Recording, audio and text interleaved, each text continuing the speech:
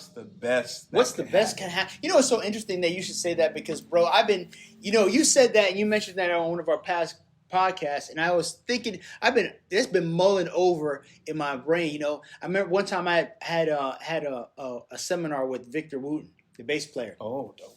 And he said one thing that just always stuck in my mind. He said, like, you should start having good thoughts. Ooh. You should just start having good thoughts. Like, and I thought about it, I was like, wow, if I could take anything from this man, you know, he took a picture of me. He looked like he was that happy at the time because probably people were pulling on him and everything. And we didn't get a chance to talk or anything. But he said one thing that was key that I always remember. He said, you should start having good thoughts. Have good thoughts.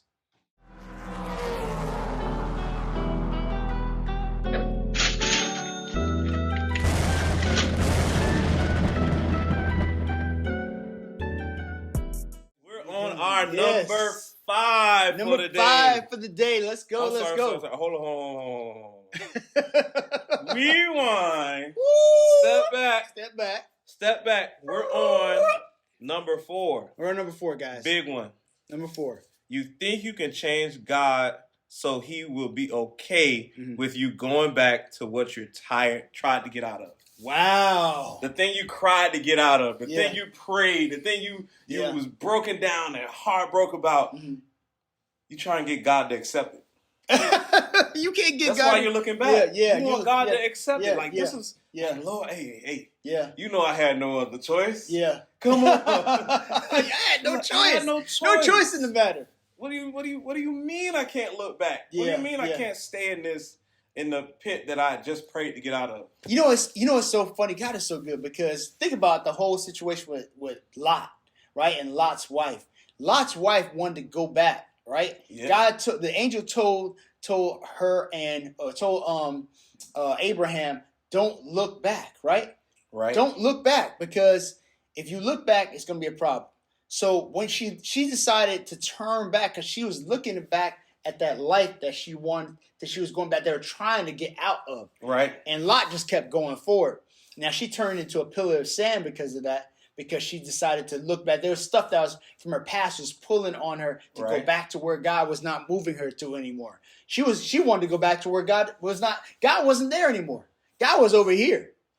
Look, man, I love that explanation of that, but I don't even see it as that deep. Okay. I see it as you just being defiant. Oh, of course. You were told. Yeah. Not by man. Yeah. Not by the store clerk. Yeah. Not by your homeboy. Not the priest. Yeah. You were told by what? By God. By God. Yeah. Not to turn around. Exactly. And you said, you know what, Most High? I'm going to do what I want to do. You know, sometimes you be missing. You be tripping. I'm gonna look back because I feel like this. And that, you know what, a lot of stuff, a lot of things in this life that people deal with is because how they feel. Oh. Not how, it's like, I don't feel comfortable with this, so I'm going to do it this way. You don't want to deal with the concrete. Exactly. You don't want to deal with what is. Yeah.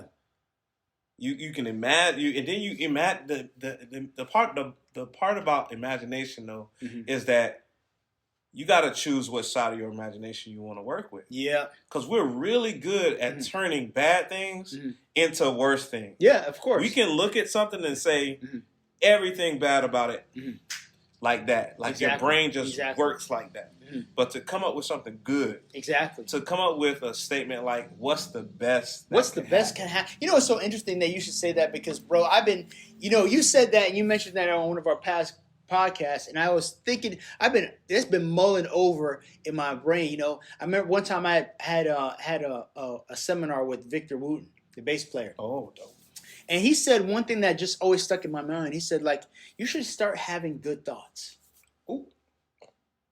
You should just start having good thoughts. Like, and I thought about it, I was like, wow, if I could take anything from this man, he took a picture of me. He looked like he was that happy at the time because probably people were pulling on him and everything. And we didn't get a chance to talk or anything. But he said one thing that was key that I always remember. He said, you should start having good thoughts. Have good thoughts. And it makes a big difference. Like lately, just thinking, like if a negative thought comes into my mind, I'm like, let's just have good thoughts. Let's just have a good day. Let me just have a good day. Exactly. let me not focus on or just multiply the bad of my day. Correct. Because you can do that. Yeah. It's human nature. Yeah, it's you human don't nature. need any help. you don't need any help to make things worse. Yeah, exactly. You really don't. Yeah. To actually to say that my day is going to get better is to not look back. Correct. Exactly. To not look back and not allow yourself. You know, there's one interesting thing. I remember one thing I used to think about with Prince. He never used to celebrate his birthdays, probably because he was Jehovah's Witness. And secondly, because he always used to think about moving forward. He would never, there's a scripture in the Bible that talks about that God, he takes your sin, he forgets your sins, and from the east as to the west, he doesn't remember your sins anymore, right? So that means when he decides to forget about it, he forgets about it as if it never existed. You almost have to have that on the day that you have moving forward, that you have this day. As you have this day, you move forward in everything. Forget about the past and start moving forward and just be like, listen, forget about yesterday. Yesterday's gone. Yesterday's been gone. It's been gone. It's done. You can't do nothing about yesterday. Tomorrow, you just imagining. Yeah. So you got to deal with now. Exactly. And your imagination, your imagination can go both ways. You can imagine yourself in situations where you don't need to be at, and then you imagine yourself in situations where you need to be at, or you should be at, or at least you have a desire to be at. Because a lot of times we create, like you said before, we create situations, create fears, create all insecurities based on things that don't even happen, that actually are not even in reality happening or taking place. I mean, like, you got, and reality is kind of relative, right? Yeah. It's whatever you perceive it to be. Correct. So if you perceive your day to go well, you have a greater chance of your day going well. Because your day can go bad as soon as you wake up. You know what's the crazy part? There's a guy who's on SNL, and there's something called, I think it's called depersonalization, but don't quote me on it. It's where people don't have they feel like they're living in a dream state. They don't feel like they're in touch with reality. Mm-hmm. They feel like they're living outside of their body. So they have to go into like therapy to try to make sure, like, for instance, they feel like they are basically living in a dream instead of actually living reality. So when they're dealing with certain things, they go in and out of reality, and they have to come back to focus. And that's actual people's life. You know, they actually living a life where they don't associate a dream and reality together. Like it'll blur for them. Well, it's like one of my favorite movies, Inception. Yeah, it's like Inception. Yeah, exactly. No, Inception. Yeah. I'm gonna go off on a tangent right here. Yeah. Inception created such a crazy thing for me, man. Yeah. Because in the movie, they go from one level of a dream to the next level of a dream to the next level of a dream. Mm-hmm. So when I saw that movie, like maybe a couple months later, I was having a dream in my dream. What? And I couldn't wake myself out up of the dream from the other dream. Right, wake up. That has happened to me before. And it's so weird. Absolutely insane. It's crazy. And the dreams that you do have, sometimes they just like they're out there. They're out there, and you're like, this is the only way I can tell that it's not. Yeah. Not real. Because it's just so far fetched. But people want to be there. Bro, I had a crazy dream. They're desperate to be there in that spot. I had the craziest dream, bro. I don't know what I was eating that night, but I just keep showing up to areas and I just have no clothes on. I'll be like, no, whoa, what's going on? Not streaking dirt. You know what I'm saying? I'm like, where's my clothes? And I'm like trying to find clothes, and I'm like in areas like I'm dropped out of nowhere, and in like some type of dinner party. The scariest part of this conversation is that if we actually open our minds to the conversation that you just talked about, what if you are right now running around, exactly, start naked somewhere in another reality? Oh, bro, you know what's so funny? Joe Rogan was talking about that too on his podcast. That there's another person just like you in another dimension. Another dimension doing something, doing the exact same things that you do. Going absolutely crazy. Exactly. And I feel like it's something to this though. Yeah. To at least that, like you have to. Your universe is your universe. Like what you're experiencing is you. Mm-hmm. You know what I'm saying? You're just experiencing you in different aspects or different dimensions. Right. Maybe it's you in another dimension. You know what I'm saying? So if you wake up and tell yourself this day is going to be a tough one, you're going to experience that day. You tell yourself it's going to be a good day, you're going to experience that day. Yeah, absolutely. And with this experience, you can move on to number 5. Number 5. At least we're on number 5. I feel like we're on track. We're on track today. Let's go. You couldn't see it, or you can't see it now. It's a vision issue. Oh, okay. You don't see your day going well. Yeah. You don't see it happening for you. Yeah. And without a vision, the people perish. Yeah. So, and if you don't have that before you, exactly, forget about it. I try and tell. Sometimes I sit with my leadership in some of the groups that I'm in. I say, look, bro, you gotta keep the vision before everybody. Yeah, exactly. You can't let them lose sight of the vision. Exactly. You have to do the maintenance of keeping the vision in front of them. Yeah, yeah. It's not their job. It's not necessarily their responsibility to keep it. Especially if you're the leader. You're the leader. If you're the leader, story. Exactly. So this is the thing, That's how I feel. The Bible talks about that you write the vision and make it plain. You know what I'm saying? You could be seeing things, but you don't have vision. See, some people think about foresight. Vision is just having a plan and understanding. I'm seeing this is where I'm going. You know what I'm saying? Mm-hmm. A lot of times people don't have any vision because they don't have clarity about where they're at and where they're going. You know what I'm saying? And they don't have a clarity of what they've come from and know how to get to that portion. Like, I'll give an example. Like, I have a vision for my app. I know exactly which steps I need to take in order to get to this point. They're all in place. There's just other steps that, of course, that are not obstacles, but challenges along the way. Once I put them in place, they'll get to the point. But I already know what's going to take place. So I have a vision for it. Right. A lot of times people don't have any type of vision for their life at all. They're just like going along the day, willy-nilly. You know what I'm saying? La, la, la. Making my way downtown. Exactly. You know what I'm saying? You know what I'm saying? They have no understanding. You know why? Because a lot of times this world and how things have been structured keeps them in a box where they can't see anything outside their 9 to 5. They can't see anything outside the person that they're with. They can't see anything outside their children. You got to get to the point where you see outside of yourself and see yourself bigger than so you got to determine what type of person do I want to be in the future. Because if you don't make any incremental changes now, you're still going to be the same person that you are. In 5 years, you're going to be still at the same type of job that you are. You're still going to be making the same type of choices. All those things are going to stay the same. And it is not going to be, when you see a person rising at a certain point, a lot of times they've done so much work on themselves at the same time to the point where now you see them in a different type of light, but you don't know they've been working undercover all this time, making small little adjustments, changing their mindset, starting to discipline themselves more. Like I even notice even in myself, like even with music and a whole bunch of other things, my approach is different now. My approach to the instrument's different. My approach to my thoughts are different. My approach to what I want to accomplish this year is completely different. It's my mindset's like more disciplined. It's like these things are going to get done. I'm sick and tired of being sick and tired. Ooh. You know what I'm saying? And at this point, it's where the rubber meets the road. Is am I going to shape up or ship out? That's it. That's it. You know what I'm saying? Sometimes you got to lock it down. Yeah. And it's the craziest thing, bro. Mm-hmm. But to your point, I'm just hearing this song in my head. And it's like, do it.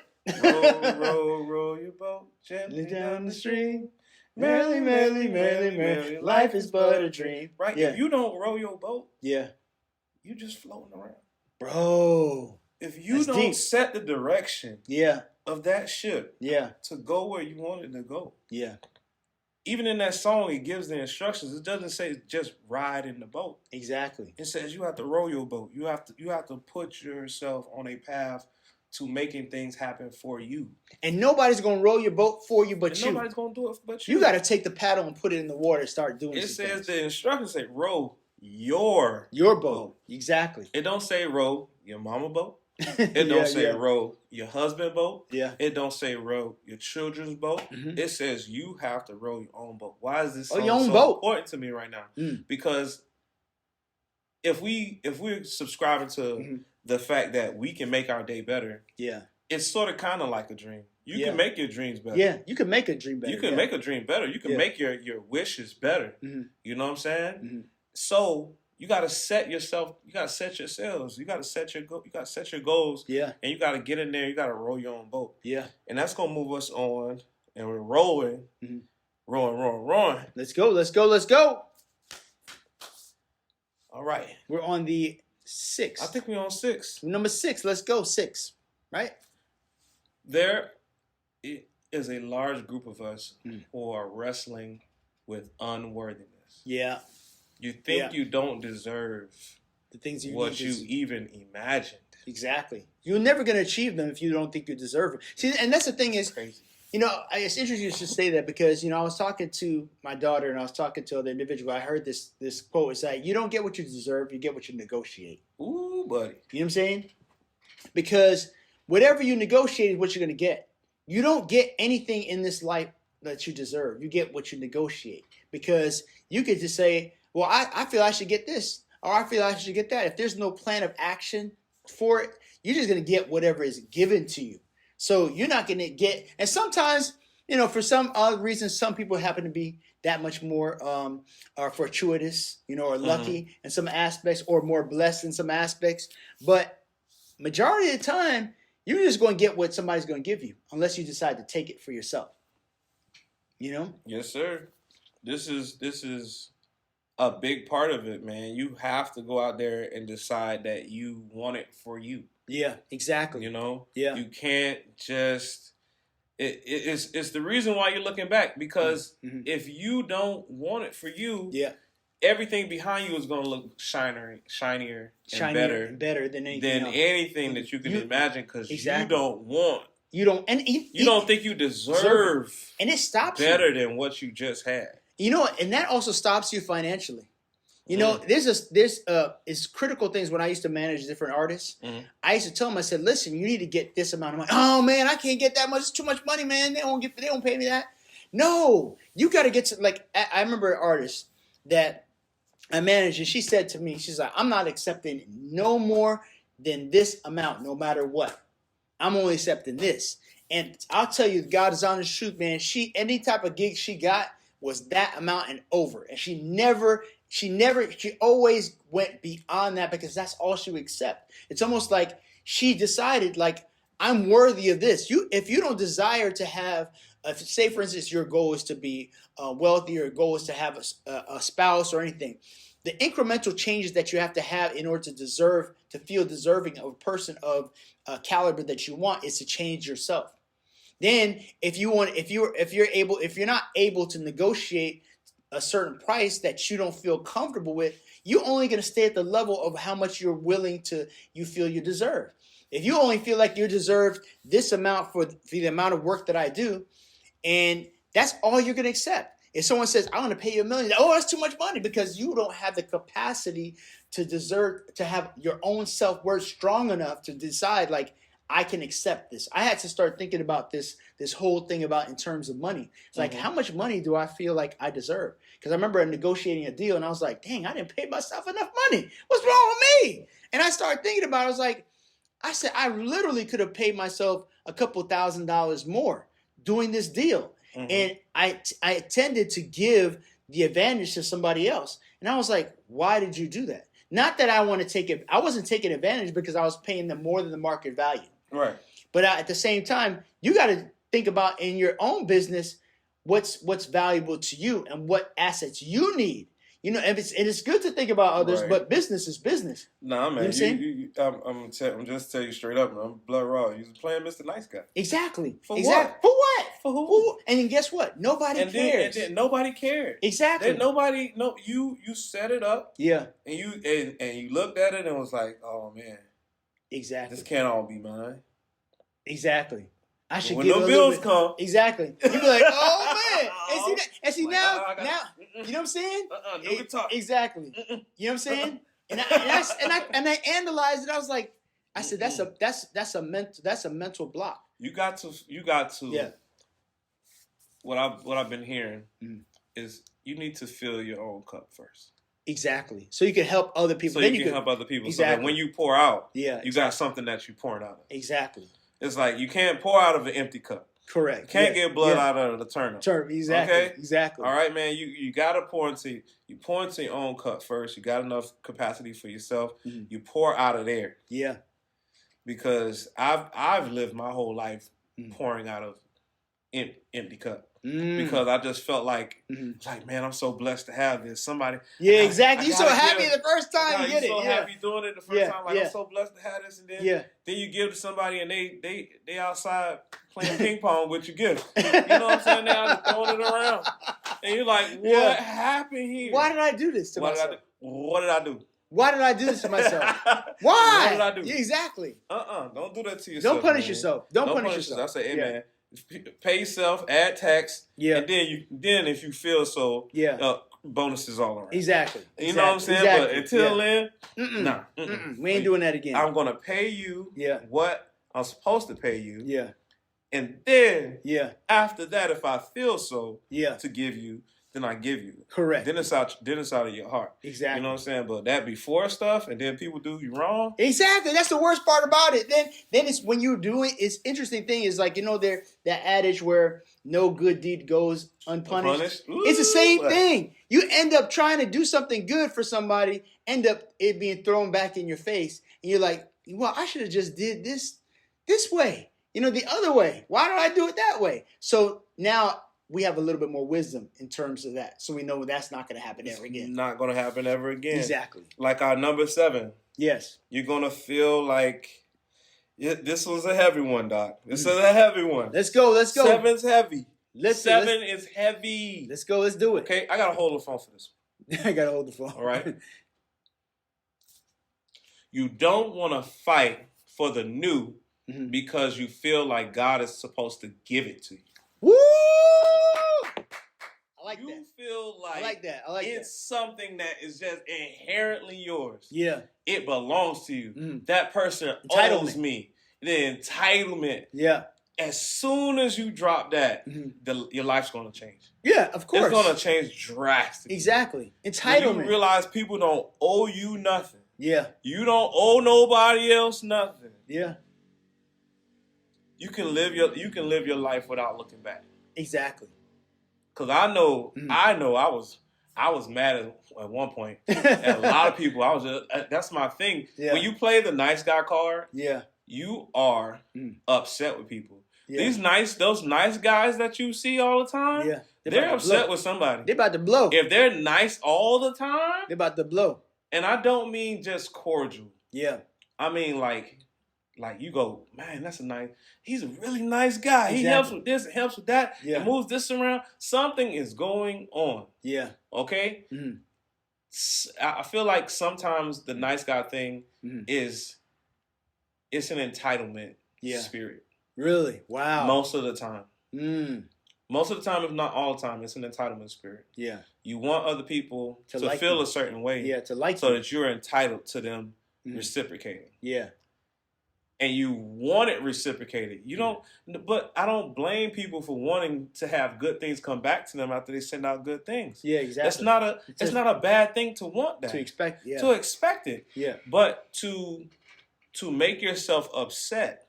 Yeah. Over the fact that it's not coming back to you. Yeah, because you have an expectation. And that's a selfish thing, actually, to be honest with you. Because you're doing this because in the expectation that somebody's going to reciprocate when the world doesn't work like that. You know what I'm saying? And you tend, that's why they always talk about nice guys finish last. Ooh, buddy. You know what I'm saying? Because to be honest with you, you want to be a good person. You don't always want to be too nice because nice always ends up in a bad place. Yes. You know what I'm saying? Because when you're too nice, people don't respect you. You know what I'm saying?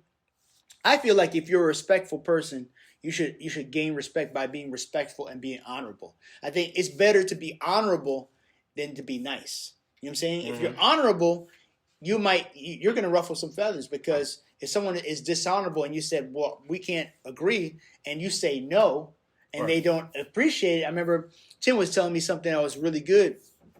When someone of authority told him, I want you to do this, he says, no, I'm not going to do that. And they were like, oh, you're really not going to do that? He's like, no, I'm not going to do it. And they were like, okay.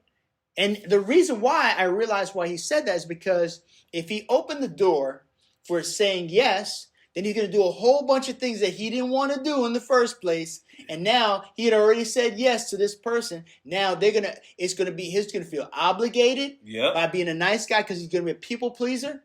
And because you're being a people pleaser, you can never achieve what you need to do by pleasing people, because people are never going to get pleased. Someone's going to dislike you, someone's going to like you, and there's going to be people in between where they don't really feel any which way. There you go. Yeah. And then my biggest piece about this is that you feel like God owes you something.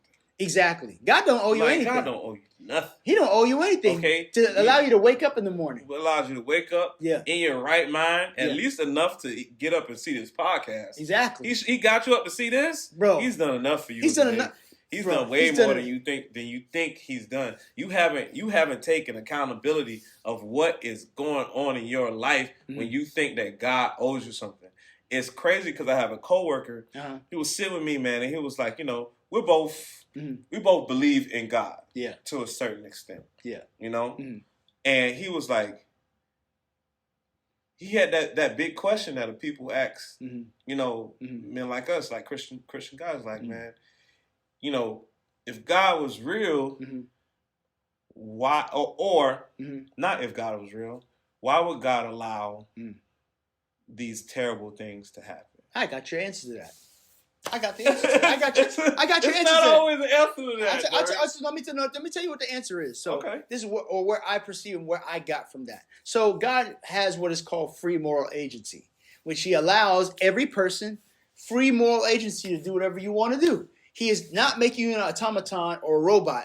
So your choice is to choose God or not to choose God. He gives you the choice to do that. Right. So now in choosing, people are going to be choosing evil, and that's just what it is. They decide that their bent is toward that. Yeah. And there's some people who are in situations where they don't really know where to choose. So somebody grabs them and pulls them to one side or the other side, depending on who's their influence. Now, you can make up your own mind about what you want, which way you want to go, but God gave you a mind to be able to freely choose where you want to go. And in that thought, those directions have to take place. Like, I have to, if I decide I'm going to take my car to California, nobody's going to stop me from taking it to California if I want to take it to California. You know what I'm saying? Unless I'm speeding by the police. You know what I'm saying? But if you decide to go another way where you just go on a rampage and take a machine gun and that's your choice. God is not going to stop you from making those choices. You're going to there's going to incur consequences, and the consequences of action is just something like this. Why did your mother decide to take care of you? She could have thrown you out when you were a baby. It's the truth. She decided you had no power to have any decisions when that happens. So if God, that's why when people have issues with their parents, it bothers me, because if your parent got you to the point of being a child where you literally were helpless to the point where you could cuss them out, they've already done everything they need to do for you. Ooh, man. The fiery answers, man. You know what I'm saying? Yo, I completely understand where you're coming from. But I wanna take it this far. It's like people are like, man, what if, I mean, why would the Lord let a baby get taken advantage of?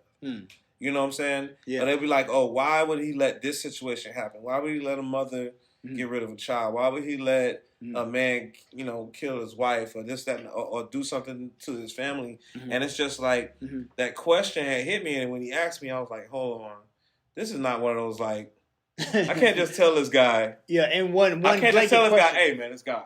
It's God. That's it. You got to deal with it. You got to deal with it, bro. You got to deal with it. I don't want to give you that. But I wanted to impose. I asked him another question, basically, which is kind of weird. It's kind of an out. It's kind of weird. But it was weird to me because I was like, yo, hold on. This is an iffy spot because of the emotion that comes with it. Of course. And how he asked me, and I was like, okay, hold on. Being a Christian in my walk so far, and then knowing that this guy isn't so close to that. Exactly. We aren't like you gotta be sensitive. We aren't equally yoked. Yeah, you gotta be sensitive. So you gotta like, you can't just like answer. You gotta be like, hey man, I can't give you the meat. Yeah. You know what I'm saying? Exactly. Like not like I can't give you the meat of the word. Like hold exactly. on. Look, God gave us all free will. That's it. Yeah, exactly. Yeah. I'm not leaving it like that. I'm like, okay. So at the same time, if we take that away, now you got to take away your free will to do exactly anything else. Anything else. Exactly. Like it's like, do you would you? No, my point was, once you take that away, there's always a new evil. That's what I'm saying. But also in culture, right? Exactly. So like also think about it like this also too. Okay, so this is the thing we don't understand is that I talk to individuals. I appreciate life in the midst of understanding where death is. You can't. It's hard to appreciate life. There's one thing, I was talking to somebody about this is that we have things on our body we can cut off, right? There's lizards who, if you cut off a certain portion of their body, it grows back. Right. Like, God, why doesn't it grow back if we cut off an arm or cut off a leg, or you know what I'm saying? He could have done that. But you have parts of your body, which is your fingernails, your hair. You cut them off, it doesn't hurt you, right? Right. So we always think sometimes things that are there are not necessary because we think they shouldn't be there. We think there shouldn't be evil. Yeah. We think that evil shouldn't exist, or because it's not good. It's not good to us, or it doesn't. And then sometimes we're kind of elitist about this sometimes because it really doesn't affect us until it affects us. I'm gonna tell you how elitist we are about it, though. My theory is that once you've taken away all those evils that you may have that you put into the evil category, now you've just created a new low. Exactly. Like now the new evil will be not speaking to me. That's true. We will find a new evil, bro. That is true. I forgot about that. We are a people. I feel like we are that type of man. people. We will find a new evil, even if we take this. That's funny. Even if we take this entire scenario out of the box, we will find new evils, bro. It's interesting. That's funny because the Bible talks about like if you look at a woman to commit adultery, right? You've already slept with her in your mind, right? So, like, say for instance, you took out everything and everybody was good. Like you looked at somebody's wife, man. You just cheated on my wife. You just cheated with my wife. You just looked at her. I saw how you looked at her. We can only make it. Our culture will only make it. Yeah, that's true. We'll invent it. We'll invent one. Bro, I didn't even think about it like that. I feel like we'll just invent a new evil. It'll just be a new level. And then guess what? You can't. You know what? And then you're gonna try to create a causation for every one of them.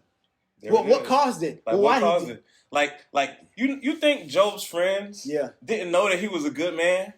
Exactly. When they showed up and was like, hey man, did something they was drinking, they had that yak in their hand. They was like, hey man, what you really did, bro? No, you didn't even want to tell us. Like, come on, you didn't even want to tell us you did that. Exactly. What you did?